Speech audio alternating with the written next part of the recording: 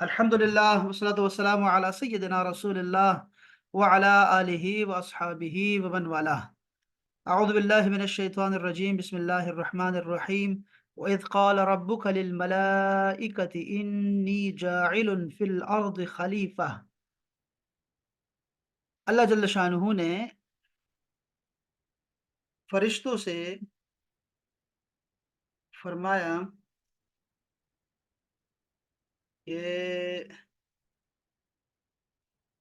मैं ज़मीन पर अपना नुमाइंदा खलीफा बनाने लगा हूँ, पैदा करने लगा हूँ। व और इज़ जब, व इज़ का मतलब है और जब, काला कहा, उसने कहा, काला उसने कहा, रब्बो रब ने, का तुम्हारे, तुम्हारे रब ने जब कहा, लिल मलाइकती में लाम ज़िर ली का मतलब है फॉर, टू, अल मलाइका फरिश्तों को कहा, इन्नी यकीनन मैं, बेशक मैं, जाइलुन बनाने वाला हूँ। जाइलुन का याद है ना, कातिलुन शाकिरुन, उसी तरह का बना हुआ है। जाइलुन जाअला जाइलुन, कि मैं बनाने लगा हूँ, फिल अर्दी जमीन में, खलीफा, खलीफा अपना। अब देखो, आदम अलैहिस्सलाम को बनाया ही जमीन के लिए था।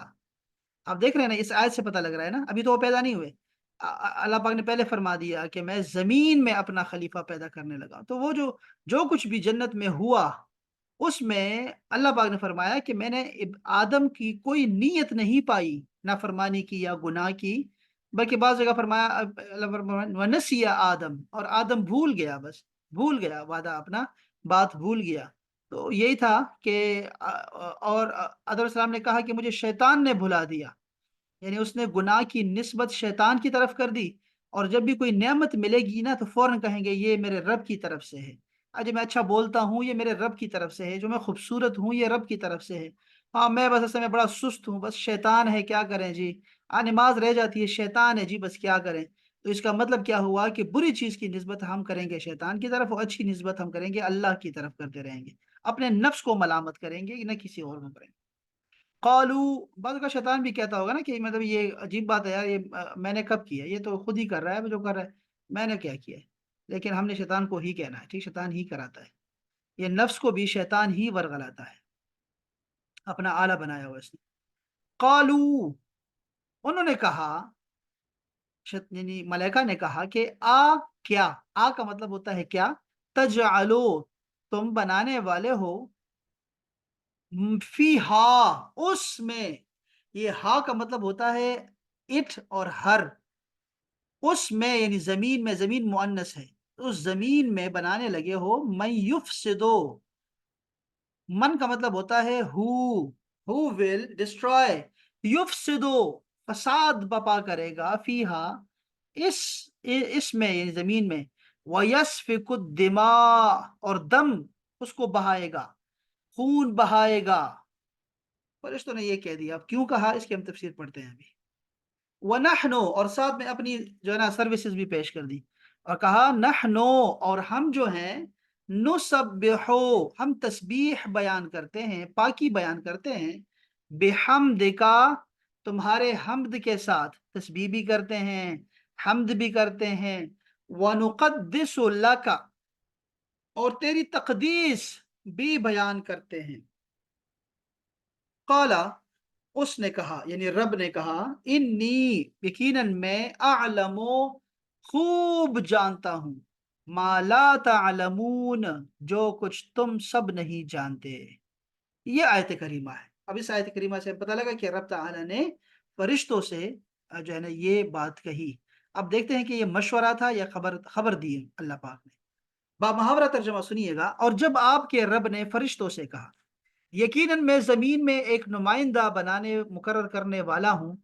उन्होंने कहा, क्या तू उसमें उस मखलूक को नुमाइंदा बनाए मुकर्रर करेगा जो उसमें फसाद फैलाएगा, जमीन के निज़ाम को बिगाड़ेगा, और खून रेजी, कत्ल गारत गरी करेगा। हालांकि हम जो मौजूद हैं पहले से, तेरी हमदो सना के साथ साथ तस्बीह भी बयान करते हैं, और तेरे लिए तकदीस भी करते हैं। یعنی ماحول کو تیری نافرمانی سے پاک صاف بھی رکھے ہوئے ہیں۔ اس اللہ نے کہا بے شک میں جانتا ہوں جو تم نہیں جانتے ہو۔ یہ آیت کریمہ بہت خوبصورت آیت ہے۔ کفار، مسلمین، غیر مسلم جو بھی ریسرچ کرے گا وہ یہ آیت دیکھے گا، پڑھے گا تو عش عش کر اٹھے گا۔ خلیفہ کا مطلب کیا ہوتا ہے؟ اس کا لفظی مطلب تو ہوتا ہے یعنی جو ایک دوسرے کے بعد آئے، یعنی کہ جب میں مر جاؤں تو میرا بیٹا میرا خلیفہ ہو، اور وہ فوت ہو جائے تو اس کا بیٹا خلیفہ ہو، ایک جائے دوسرا آئے، ٹھیک ہے، نمائندہ۔ اب اس کی ہم بات کریں گے آگے۔ نحن نسبح، نحن سے شروع کرنے والا یہ لازم تھا کہ اس نے زور دیا ان سب نے کہ ہم تسبیح بیان کرتے ہیں۔ تسبیح یعنی اللہ تعالیٰ کے ہر عیب سے پاک قرار دینا۔ تسبیح کے بارے میں ہم پڑھیں گے ابھی، سبحان اللہ کہنا جو ہے اس سے کیا مراد ہے، یعنی کہ اللہ تعالیٰ کو ہر عیب سے پاک کرنا۔ اور حمد سے مراد ہوتا ہے اس کے تمام اعلیٰ صفات کا سزاوار اور لائق قرار دینا کہ تو ہی جناب اس چیز کا جو ہے وہ لائق ہے کہ تیری عبادت کی جائے، تیرا شکر ادا کیا جائے۔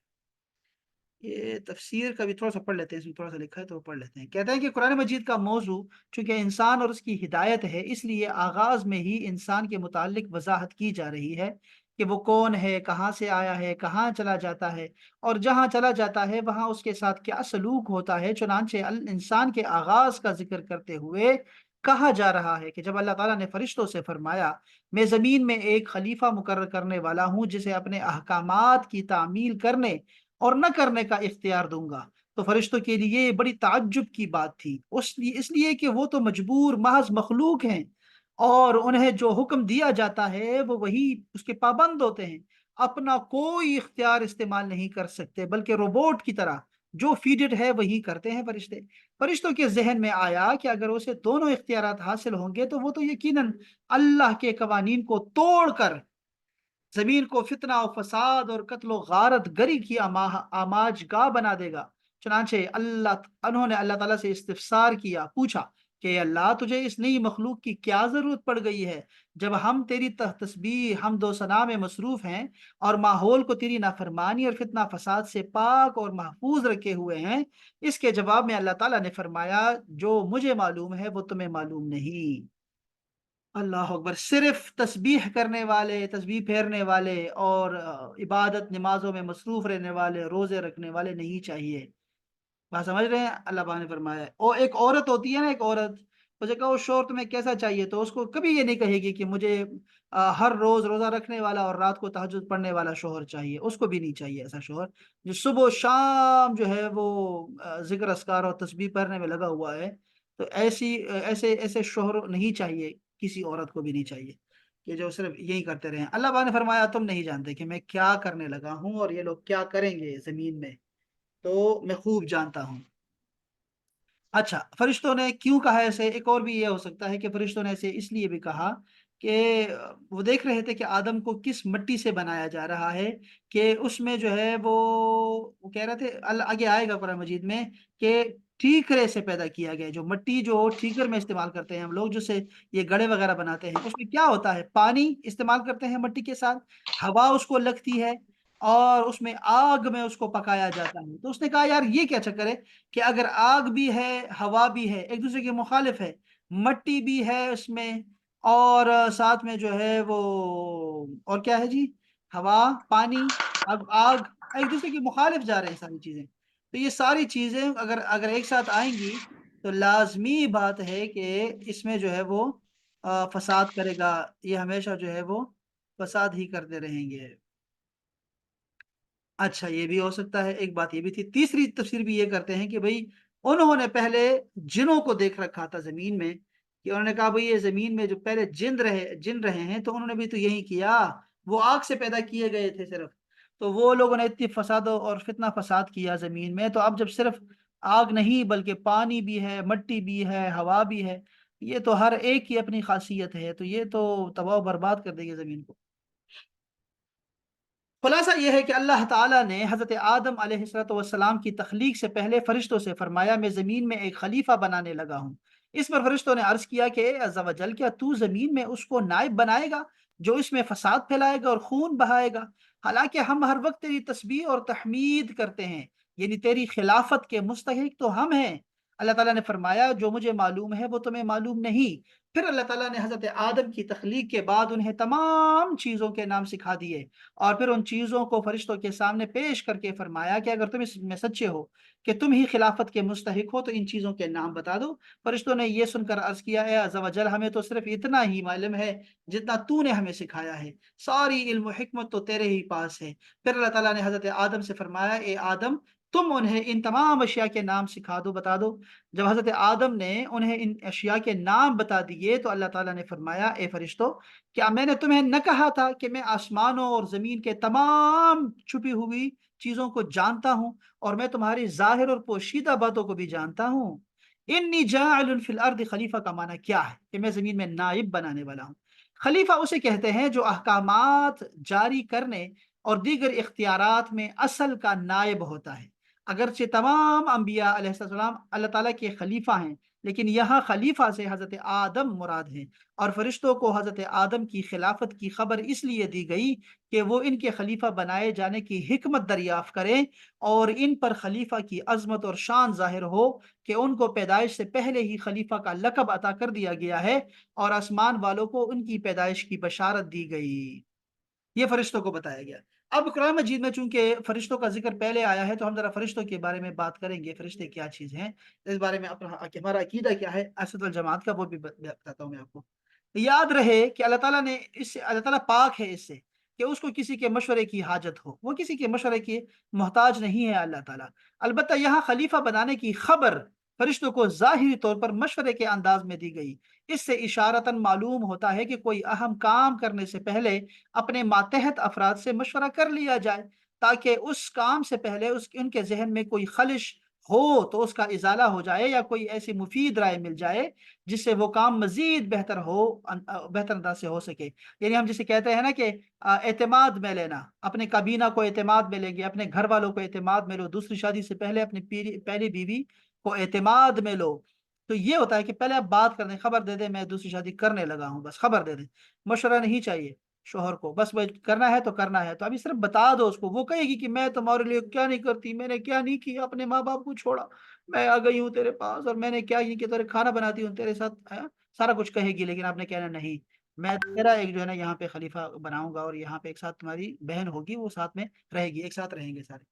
تو کبھی کبھی مشورہ ہوتا ہے اور کبھی کبھی صرف خبر دی جاتی ہے۔ اللہ تعالیٰ کو مشورے کی ضرورت نہیں ہے کسی کی، اور نہ ہی وہ حاجت ہے، اور نہ ہی وہ مجبور ہے، نہ ہی اسے یہ اس پہ واجب ہے کہ وہ مشورہ لے، لیکن وہ بتانا اس لیے چاہ رہے تھے، اس تفسیر کے روز ہے یہ تفسیر جو کر رہے ہیں، کہ صرف خبر یہ اس لیے دے رہے تھے تاکہ ان کے دلوں میں بھی ان انسانوں کی جو ہے وہ عظمت بیٹھ جائے، اور ان لوگوں کی افضلیت جو ہے ان کے دلوں میں بیٹھ جائے، پھر بعد میں ان فرشتوں نے ہی خدمت کرنی ہے ان انسانوں کی، اور پیغمبر آئیں گے اور یہ فرشتے ان کی خدمت میں رہیں گے، ان لوگوں پہ پانی کا بھیجنا ہے، بارش برسانی ہے، ان لوگوں کی ارواح کو قبضہ کرنا ہے اور ان کو جنت پہنچانا ہے، اور بہت سارے کام ہیں فرشتوں کے ذمے، ہمیں تکلیفات سے بچاتے ہیں، ہمارے اوپر ہمارے لیے دعائیں مانگتے ہیں، کیا نہیں کرتے۔ اس لیے اللہ تعالیٰ نے جو ہے ان فرشتوں کو پہلے سے ہی بتا دیا کہ ان کو پتا ہو کہ کیا کرنے لگے، اور پھر ان کو کوئی اعتراض نہیں ہوتا، یہ ذہن میں رکھیے گا۔ اب بعض اوقات ایسے بھی ہوتا ہے کہ مشورہ آپ کو خبر دی اور آگے سے وہ اپنی جو ہے نا سروسز پیش کرنے لگے کہ ہم ہیں نا، ہم تقدیس کرتے ہیں نا، ہم سر منہ کو ہم نے سر منہ یعنی بال کے برابر بھی کیا ہم نے کبھی نافرمانی کی ہے، ہم ہیں نا تمہارے لیے۔ تو اللہ پاک فرمایا، نہیں نہیں، ایک اور جو ہے نا ایک اور مخلوق بنانی ہے، اور اس کے بارے میں تم نہیں جانتے، میں جانتا ہوں، اور جو کچھ تم چھپاتے ہو وہ بھی جانتا ہوں، اور جو تم ظاہر کرتے ہو وہ بھی جانتا ہوں۔ اللہ تعالیٰ نے اپنے حبیب مکرم کو بھی صحابہ سے مشورہ کرنے کا حکم دیا ہے، وہ فرمایا وَشَاوِرْهُمْ فِي الْأَمْرِ، اور کاموں میں ان سے مشورے لیتے رہو۔ انصار صحابہ کرام کا وصف بیان کرتے ہوئے فرمایا وَأَمْرُهُمْ شُورَىٰ بَيْنَهُمْ، ان کا کام ان کے باہمی مشورے سے ہوتا ہے۔ یہ خاصیت اللہ پاک نے بیان کی ہے کہ مشورہ ہونا چاہیے، ہمیشہ ہمیشہ مشورہ کیا کریں، مشورے میں بہت زیادہ جو ہے وہ اس میں بہت زیادہ خیر ہے۔ دیکھیں بعض اوقات خواتین ایسے بیچتے رہتی ہے نا، پوچھتے رہتی ہے میں نے استخارہ کیا، میں نے آگ دیکھی، اور اگر یعنی ان کا بھانجا ہونا تو کہے گی میں نے گرین لائٹ دیکھی، اور میں نے سبزہ ہی سبزہ دیکھا، میں نے سفید پانی دیکھا، اچھے اچھے بتائیں گی کہ استخارے میں نے یہ دیکھا، میرا بھانجا ہے نا، کون ہے یہ لڑکا، ہاں وہ بھانجا ہے، وہ لڑکی مانگ رہا ہے، میری بیٹی مانگ رہا ہے، اچھا اچھا۔ اور اگر اس کو اگر وہ بھتیجا ہوا، لڑکے کا باپ کا بھتیجا ہوا، یعنی اس کا اپنا بھتیجا ہوا، شوہر کی طرف سے ہوا، تو وہ مجھے کہے گی استخارہ کیا ہے جی، اس میں آگ دیکھی ہے، شیطان دیکھا میں نے اس میں، گندا نالا دیکھا میں نے اس میں سے، اور دیکھا کہ ایک سانپ دیکھا میں نے، اور وہ کہ میری بیٹی کے اوپر بیٹھ گیا ہے، تو ایسے خواب دیکھتی ہیں. تو مطلب یہ ہے کہ یہ عورتیں ایسی ہوتی ہیں کہ یعنی وہ استخارے بھی آج کل جو ہمارے ہوتے ہیں وہ مرضی کے مطابق چاہتے ہوتے ہیں، اور وہ تعبیر بھی وہ صرف قاری صاحب سے، اس لیے قاری صاحب سے تصدیق چاہتی ہیں کہ شوہر پوچھے تو میں کہوں قاری صاحب نے ایسے تعبیر دی ہیں، تو وہ ہمیں پھنساتے رہتی ہیں ایسے بندوق رکھ کے ہمارے کاندھے پہ. تو ایسا نہیں ہے بچے. دیکھو میں ان کو میں کہتا رہتا ہوں، ہمیشہ یہ کہتا ہوں کہ ایسا کیا کرو کہ جب استخارہ کرنا سنت ہے اور یہ حکم بھی ہے، ہمیں استخارہ کرنا چاہیے، لیکن ہمیں شورا کا بھی حکم ہے جو یہاں پہ آپ دیکھ رہی ہیں کہ ہمیں مشورہ کرنا اور تدبیر کرنا، عقل سے کام لو. دیکھو کہ لڑکا اس لڑکی کے برابر ہے کہ نہیں، کیا یہ لڑکا اور اس کا خاندان اور اس کی ماں اور اس کے باپ اور گھر والے کیا میری بیٹی کو خوش رکھ سکیں گے، کیا یہ جو میری لڑکی ہے کیا ان کے گھر میں خوش رہے گی کہ نہیں، اس کی طبیعت کیسی ہے، تو یہ خاندان جڑیں گے یا خاندان میں فتنہ بپا ہوگا ان دونوں کی شادی سے. تو مشورہ ہونا چاہیے، مشورہ کرے. اور مشورے کے بارے میں ہمیں یہ حکم دیا گیا ہے کہ اگر لڑکی کے مشورہ کر رہے ہیں تو اس میں کسی بات کو نہ چھپایا جائے، کوئی عیب نہ چھپایا جائے. یعنی کہ اگر لڑکے کے محلے والے سے پوچھا جائے کہ لڑکا کیسا ہے، اس وقت وہ جو بھی کہیں گے اللہ تعالیٰ ان کو گناہ میں نہیں لائے گا. یعنی اگر وہ کہیں گے لڑکا نشہ کرتا ہے، یہ لڑکا جو ہے نا ٹھیک نہیں ہے، یہ تو گنگا ہے، یہ تو معذور ہے، تو اس میں وہ گناہگار نہیں ہوگا، یہ غیبت نہیں کہلائے گا. بہت ساری چیزیں ایسی ہیں جو غیبت نہیں کہلاتی. بہت ساری چیزیں ایسی ہیں آپ کو ذہن میں پتہ ہونا چاہیے کہ غیبت میں بہت ساری باتیں نہیں آتی. اس میں بہت ساری دفعہ ہم کہہ چکے ہیں، بہت دفعہ گنوا چکا ہوں. تو اس میں سے ایک چیز یاد رکھیں کہ اگر مشورہ مانگا جائے تم سے، تو تم اگر کسی کے بارے میں کچھ بتاؤ گے تو وہ غیبت میں شمار نہیں ہوگا، بلکہ وہی عین حکم ہے کہ صحیح صحیح بتا دو ان کو. تو بس تدبیر بھی آپ نے کرتے رہنا ہے اور مشورہ بھی کرتے رہنا ہے، یہ بھی سنت ہے. اور آج کل کے جو استخارے ہوتے ہیں وہ ہمارے ارواح جو ہیں، ہماری ارواح پہلی بڑی مشکل میں ہیں، اور ان لوگوں کی اتنی رسائی نہیں ہوتی کہ وہ تمہیں فرشتوں کا حال بتا دے. اس لیے بہتر یہ رہے گا کہ مشورہ کیا کرو اور تدبیر کیا کرو اور عقل سے کام لو. حضرت انس بن مالک روایت کرتے ہیں کہ نبی اکرم صلی اللہ علیہ وسلم نے ارشاد فرمایا، جس نے استخارہ کیا وہ نامراد نہیں ہوگا، اور جس نے مشورہ کیا وہ نادم نہیں ہوگا. دیکھا آپ نے، ایک ہی حدیث پاک ہے. اور جس نے میانہ روی کی وہ کنگال نہیں ہوگا. یہ جو حدیث پاک ہے یہ آتی ہے، اس کو کہتے ہیں جوامع الکلم، یعنی ایسے کم الفاظ جس کا معنی سمندر سے زیادہ بڑا ہو. اب یہ اللہ پاک نے، رسول نے کیا فرمایا، یہ آخری بات کہ جس نے میانہ روی اختیار کی وہ کنگال نہیں ہوگا. من عالی من اقتصدا، ما عالی من اقتصدا، 4 لفظ ہیں یہ ٹوٹل، کہ جس نے میانہ روی اعتدال اپنایا نا سیلری کو خرچ کرنے میں، تو وہ کبھی بھی کنگال نہیں ہوگا. اعتدال سے چلائیں. ہمیں اپنے خرچے جو ہیں وہ اپنے اپنے اپنے اپنے آمدن سے کم رکھنے ہیں. ہمیں اس وقت کا جو سب سے بڑا مسئلہ ہے پیسوں کا، جو ہمیں بتایا جاتا ہے، موٹیویشن اسپیکر جتنے بھی ہیں ابھی ہندو مسلم سارے، وہ یہ کہتے ہیں آپ کو کہ اپنے خرچے کنٹرول کرو. یہ سب سے ضروری بات یہ ہے کہ آپ کی آمدن کم ہو تب بھی اپنے خرچوں کو کنٹرول کرو گے نا، تو کبھی جو ہے وہ تم نامراد نہیں ہوگے. یہ حدیث پاک ہے اصل میں یہاں سے. اور جو اوپر والے میں نے استخارے والے بات کی آپ کو، اوپر آپ نے دیکھا کہ استخارہ اچھی بات ہے، کبھی نامراد نہیں ہوگے. استخارہ اصل میں کیا ہوتا ہے؟ استخارہ کا مطلب ہوتا ہے اللہ سے خیر طلب کرنا، یا اللہ تعالیٰ کو چوائس دینا، آپشن دینا. ٹھیک ہے جی. اور اللہ سے جو ہے وہ رائے طلب کرنا اور اللہ کی مرضی جاننا اس بارے میں، اس کو استخارہ بولتے ہیں. ٹھیک ہے جی. تو استخارہ تو ٹھیک ہے، لیکن کیا تمہارا لنک اتنا مضبوط ہے رب تعالیٰ کے ساتھ کہ نہیں، کہ جس طرح تم ڈیلی بیس پہ جو ہے اللہ تعالیٰ کی آنکھوں میں آنکھیں ڈال کے تم گناہ کرتے ہو، نافرمانی کرتے ہو اور اعلانیہ گناہ کرتے ہو اور قصداً گناہ کرتے ہو، تو تمہارے روح پہ کتنا بوجھ ہے اس بات کا. اس سے بہتر ہے کہ تم لوگ مشورہ کرو اور مشورہ سے جو ہے وہ چیزوں کو نپٹاؤ، آگے لے کے جاؤ. اچھا جی. تو ہاں، یہ مشورے کی باتیں تھی. مشورے پہ بہت ساری احادیث ہمیں مل جاتی ہیں اور واقعات مل جاتے ہیں. اچھا، یہ جو آیت کریمہ کا حصہ ہے کہ اتجعل فیہا من یفسد فیہا، کہ تو زمین میں ایسے کو نائب بنائے گا جو فساد پھیلائے گا.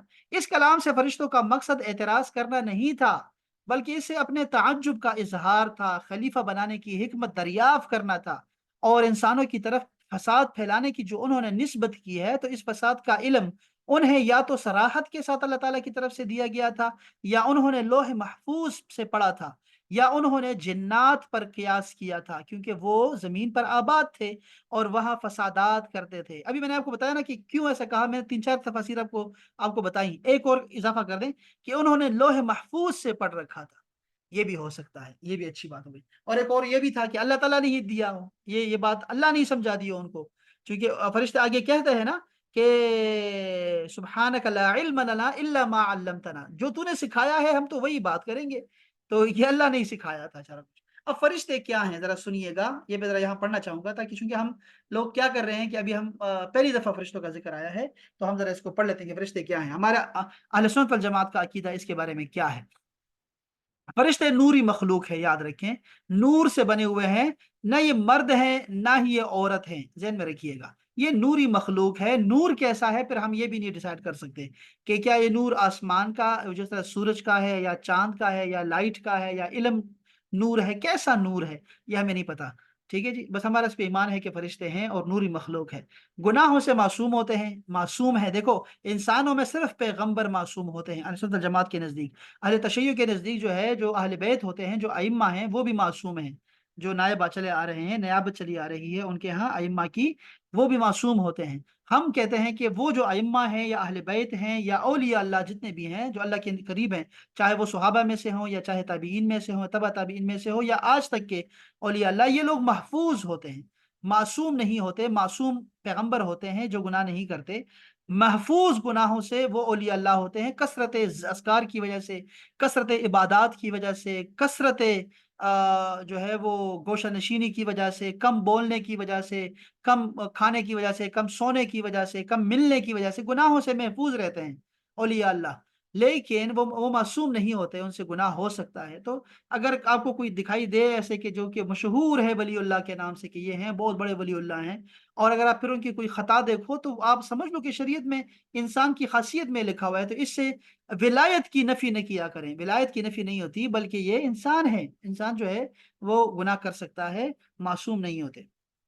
اور پیغمبروں کے بارے میں کبھی بھی گناہ کا نسبت نہیں کرنی ہے آپ نے کہ وہ اس نے گناہ کر لیا، وہ پیغمبر گناہ نہیں کرتے کبھی بھی نہیں، معصوم ہوتے ہیں، یہ فرشتے بھی معصوم ہیں، فرشتے بھی گناہ نہیں کرتے، اور فرشتے جو ہیں وہ ہم نے ہاروت و ماروت کا ذکر پڑھا تھا تھوڑا سا، وہ کمپلیکیٹڈ ہے بہت زیادہ، قرآن مجید میں سے ہاروت و ماروت کا قصہ بڑا کمپلیکیٹڈ ہے، وہ ذرا اس کو ہم نے ڈسکس کیا تھا رمضان میں، وہ ذرا دیکھیے گا وہ خطاب۔ اچھا، تو اس میں یہ تھا کہ اللہ تعالیٰ کے بڑے ہی معزز اور مکرم بندے ہیں، کھانے پینے اور مرد اور عورت کی ذات سے پاک ہیں، یہ لوگ کھاتے پیتے بھی نہیں ہیں، ان کا کھانا پینا بس اللہ کا ذکر ہی ہے۔ اور بھی کوئی اس کے بارے میں بات ہے؟ اور انسان جو ہے، یہ جو فرشتے ہیں یہ اپنی شکل بدل سکتے ہیں، یاد رکھیے گا، فرشتے اپنی شکل بدلتے رہتے ہیں، صورت بدلتے رہتے ہیں، ان کے پر ہوتے ہیں، قرآن مجید نے سکھایا ہمیں کہ ان کے پر ہوتے ہیں، اور کیا ہو سکتے ہیں؟ یہ اللہ کی بیٹیاں نہیں ہیں، جیسے کہ کفار و مشرکین کہتے تھے، یہ اللہ کی بیٹیاں نہیں ہیں، یہ ذہن میں رکھیے گا۔ اچھا جی، اس کے بعد کیا ہے جی؟ اس کے بعد ہے جی، اچھا جی، اللہ پاک نے فرمایا میں جانتا ہوں، فرشتوں کے جواب میں اللہ تعالیٰ نے فرمایا میں جانتا ہوں جو تم نہیں جانتے، کیونکہ خلیفہ بنانے میں میری حکمت ہے تم پر ظاہر نہیں۔ بات یہ ہے کہ انہی انسانوں میں انبیاء بھی ہوں گے، اولیاء بھی ہوں گے، علماء بھی ہوں گے، اور یہ حضرات علمی اور عملی دونوں فضیلتوں کے جامع ہوں گے۔ اچھا، یہ ایک تفسیر، دوسری تفسیر دیکھیں، اوپر کے رکوع میں بندگی رب کی دعوت اس بنیاد پر دی گئی تھی کہ وہ تمہارا خالق ہے، پروردگار ہے، اس کے قبضے قدرت میں تمہاری زندگی اور موت ہے، جس کائنات میں تم رہتے ہو اس کا مالک اور مدبر وہی اللہ تعالیٰ ہے، لہٰذا اس کی بندگی کرو، اس کے سوا کسی کی نہیں کرو، تمہارے لیے کوئی دوسرا طریقہ صحیح نہیں ہو سکتا۔ اب اس رکوع میں وہی دعوت اس بنیاد پر دی جا رہی ہے کہ اس دنیا میں تم کو خدا نے اپنا خلیفہ بنایا ہے، خلیفہ ہونے کی حیثیت سے تمہارا فرض صرف اتنا ہی نہیں ہے کہ اس کی بندگی کرو، بلکہ یہ بھی ہے کہ اس کے بھیجی ہوئی ہدایت کے مطابق کام کرو۔ اگر تم نے ایسا نہ کیا، اپنے ازلی دشمن شیطان کے اشاروں پر چلے، تو بدترین بغاوت کے مجرم ہوں گے اور بدترین انجام دیکھو گے۔ اس سلسلے میں انسان کی حقیقت اور کائنات میں اس کی حیثیت ٹھیک ٹھیک جو ہے بیان کر دی گئی ہے کہ نوع انسانی کی تاریخ کا وہ باب پیش کیا گیا ہے جس کے معلوم ہونے کا کوئی دوسرا ذریعہ انسان کو میسر نہیں تھا۔ اس باب میں جو اہم نتائج حاصل ہوتے ہیں وہ ذرا گن لیں کہ وہ نتائج سے بہت زیادہ قیمتی ہیں جو زمین کے تہوں سے متفرق ہڈیاں نکال کر انہیں قیاس و تخمین سے رب دے کر آدمی اخذ کرنے کی کوشش کرتا ہے۔ ملک، ملک، ملک، ملک کے اصل معنی ہوتے ہیں عربی میں پیامبر، اس کا لفظی مطلب ہوتا ہے فرستادہ یا فرشتہ، یہ محض مجرد قوتیں نہیں ہیں۔ یاد رکھیں کہ یہ بعض لوگ کہتے ہیں کہ یہ جو فرشتے ہوتے ہیں یہ کوئی قوتیں ہیں، کوئی قوت ہے، قوت نہیں ہے بھئی، یہ مخلوق ہے باقاعدہ سے، ٹھیک ہے، تشخص رکھتی ہیں، تو شخصیت کیا شخصیت رکھنے والی ہستیاں ہیں جن سے اللہ اپنی اس عظیم الشان سلطنت کی تدبیر و انتظام بھی لیتا رہتا ہے۔ یوں سمجھنا چاہیے کہ یہ سلطنت الہی کے اہلکار ہیں جو اللہ کے احکام کو نافذ کرتے ہیں۔ جاہل لوگ انہیں غلطی سے خدائی میں حصے دار سمجھ بیٹھے، بعض نے انہیں خدا کا رشتہ دار سمجھا، ان کو دیوتا بنا کر اس کی پرستش شروع کر دی، کسی نے بیٹیاں کہا، اللہ کی بیٹیاں کہا، لیکن یہ اصل میں اللہ کے مخلوق ہے اور نوری مخلوق ہے۔ اچھا جی، اچھا،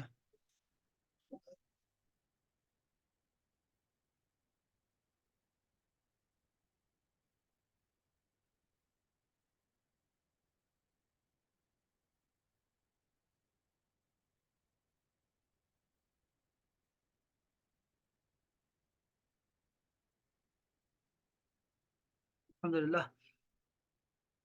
گڑھے کا پانی بڑا نا بڑا ٹھنڈا رہتا ہے، پتہ نہیں بادشاہوں کے صحیح مزے تھے۔ میں رات کو ایک کلپ بڑا شیئر کیا آپ کے ساتھ آپ کے گروپ میں، اور بڑا شاندار ہے پرانے زمانے کے گڑھوں کے بارے میں اور یہ شندان کے بارے میں۔ زندگی بڑی شاندار تھی یار۔ یہ اب تو صرف بیماریاں ہیں، اے سی اور یہ ٹھنڈا پانی پینا، برف کا پانی پینا، یہ گڑھے واقعی بہت شاندار ہے۔ اچھا جی، یہ فرشتوں کی باتیں جو ابھی ہم نے اوپر بیان کی ہیں، دوبارہ سے ایک نئی تفسیر کے ساتھ یہ میں آپ کے ساتھ شیئر کر دیتا ہوں، آپ یہاں سے خود بھی پڑھ لیجئے گا، ٹھیک ہے؟ ایک تفسیر میں جو انہوں نے الگ سے تفسیر بیان کی ہے، ذرا وہ بھی سن لیں کہ یہاں خلیفہ سے اللہ کا خلیفہ مراد لینا درست نہیں ہے، یہ کہتے ہیں، ان کا یہ ہے۔ باقی سب نے کہا ہے کہ وہ اللہ کے خلیفہ ہیں، لیکن یہاں انہوں نے کہا بھی ایسا نہیں کہہ سکتے، کیوں؟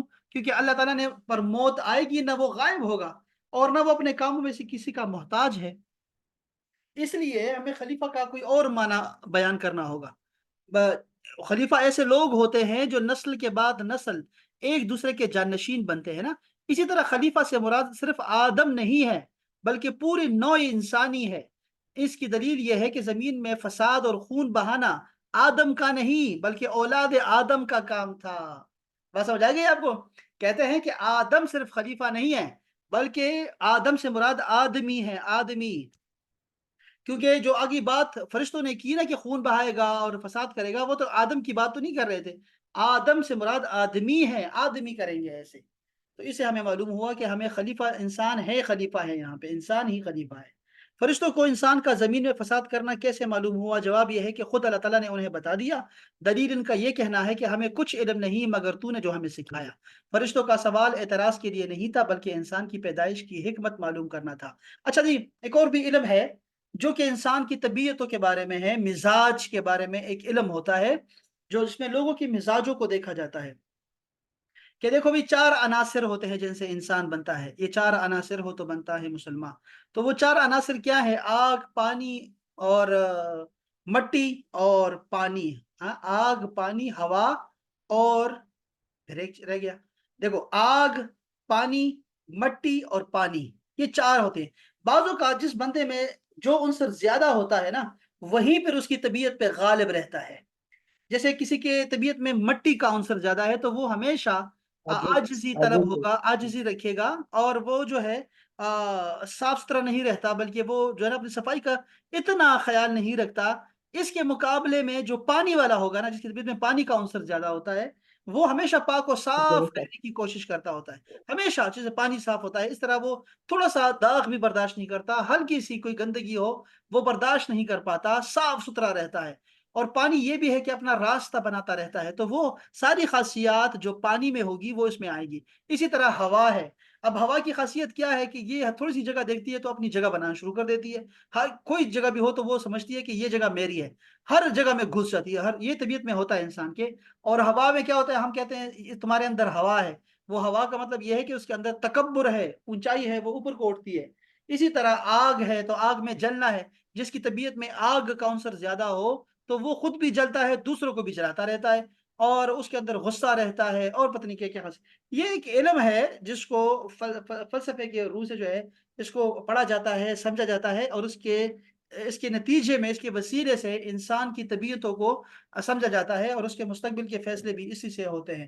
یعنی آپ سمجھ جاتے ہیں کہ یار یہ بندہ جو ہے چٹنی بہت کھاتا ہے، جیسے چٹنی کھانے والے لوگ جو ہیں یہ ہوا کی طبیعت والے ہوتے ہیں، یہ کھٹا کھاتے ہیں، میٹھا نہیں پسند کرتے، کھٹا پسند کرتے ہیں۔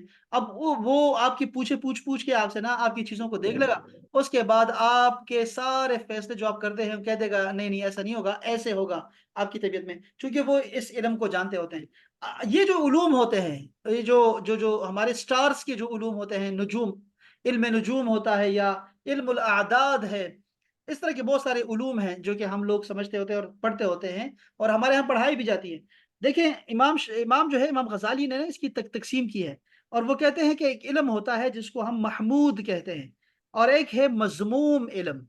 کچھ علم جو ہے مذموم ہوتے ہیں، مثلا کالا جادو سیکھنا علم ہے، لوگ کرتے ہیں، یہ ساس بہو پہ کرتی ہے، بہو ساس پہ کرتی ہے، خواتین سے یہ کاروبار چل رہا ہے الحمدللہ پورے زمانے میں، یہ خواتین زیادہ کرتی ہیں، کالا جادو کرتے مرد ہیں لیکن کروانے والے جو ہے خواتین ہیں، لگے ہوئے۔ اب یہ مذموم علم ہے، مذموم، ٹھیک ہے، عملیات کرتے رہنا، عملیات یہ ہے کہ بھئی جدائیاں لے کے آنی ہیں، اور یہ مذموم علم ہے، پہلے پارے میں ہم نے پڑھ لیا تھا۔ تو بہرحال اور ایک ہوتا ہے محمود علم جس سے فائدہ ہوتا ہے۔ اب یہ سٹارز کا جیسے آ گیا کہ سٹارز کو کیا ہے، تو رسول اللہ صلی اللہ علیہ وسلم نے فرمایا کہ یہ علم ہے، باقاعدہ سے یہ علم ہے، اور اس کا کفارہ یہ ہے کہ اس کو نہ مانو، یعنی کہ تمہیں پتہ بھی لگ گیا نا کہ تمہارا فال یہ ہے، تمہارے ہاتھ کی لکیر ہے، تم نے کسی سے پڑھوا لی، یا تمہارے سٹارز کو وہ پڑھ رہا ہے تمہارے ڈیٹ آف برتھ کو لے کے، اور وہ سمجھتا ہے آپ کے نام کو لے کے آپ کو بتا بھی دیتا ہے، تو آپ نے اس پہ یقین نہیں رکھنا، اور سارا اعتماد بھروسہ اللہ پہ رکھنا ہے کہ اللہ جو چاہے گا وہی ہوگا، یہ اس کا کفارہ ہے، اس کا کفارہ یہی ہے۔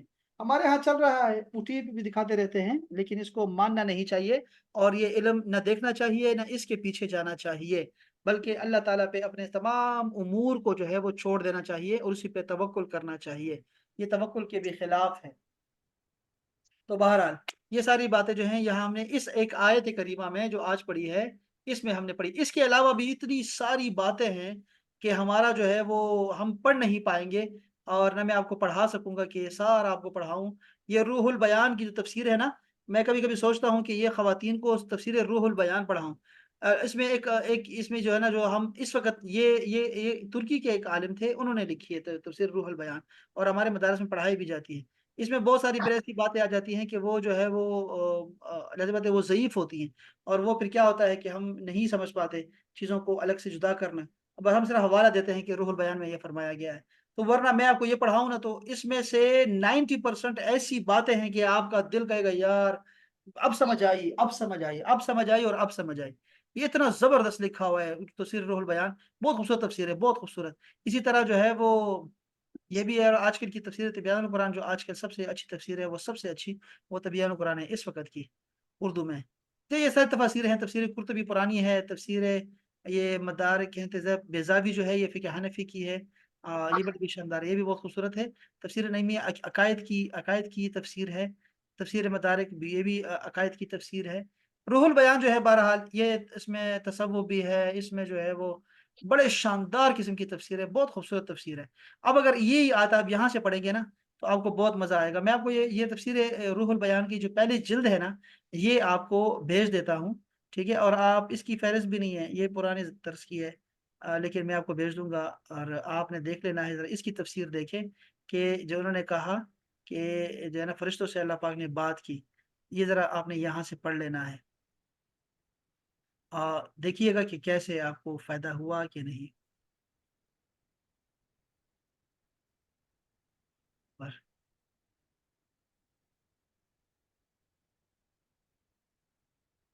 ہاں، اس کے بعد جو ہے پھر یہ اس کی باری آتی ہے، یہ میں آپ کو بھیج دیتا ہوں، اور پھر انشاءاللہ تعالیٰ پھر آپ نے یہاں سے خود بھی پڑھ لینا ہے، ٹھیک ہے، یہ میں آپ کو اپنے گروپ میں بھیج دیتا ہوں۔ یہ صفحہ نمبر بتا دیتا ہوں چونکہ اس کے صفحے نہیں ہیں یہاں پہ،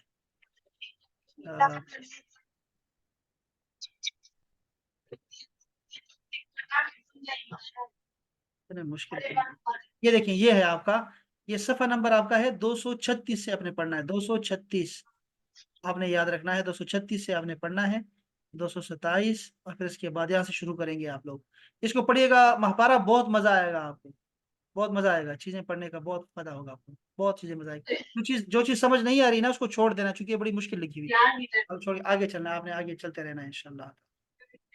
چلیں اب آپ، بڑا اچھا ہو گیا الحمد للہ تعالیٰ، اور سلامت رہیں، حمیدہ باجی بھی آ گئی۔ हिना बाजी भी आ गई है हमारी, 2-4 मिनट लेट हुई है लेकिन टाइम पे नहीं आई जालिमा। और